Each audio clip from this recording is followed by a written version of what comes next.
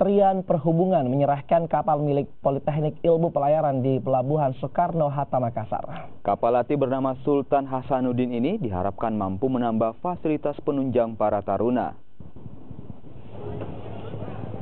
Penyerahan kapal latih Sultan Hasanuddin ini digelar di dalam upacara yang dipimpin Kepala Pusat Bagian Sumber Daya Manusia Laut Kementerian Perhubungan, Inyoman Sukayadana. Dijadwalkan Presiden Joko Widodo akan melakukan pelataran akbar dan melepas kapal latih ini dan 5 kapal lainnya guna memperkuat dan menjaga kemaritiman di Laut Indonesia.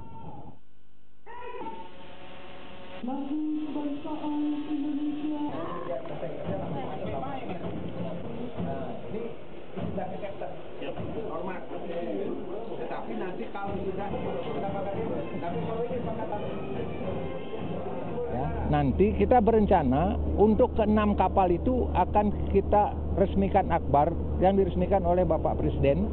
Nanti kita tinggal tunggu. Sehingga nanti bersama pelayaran perdananya itu nanti Bapak yang dekan, Pak Presiden. Itu sehingga akhirnya kita menunjukkan kepada masyarakat dan kepada dunia bahwa kita sudah mulai respect tentang itu.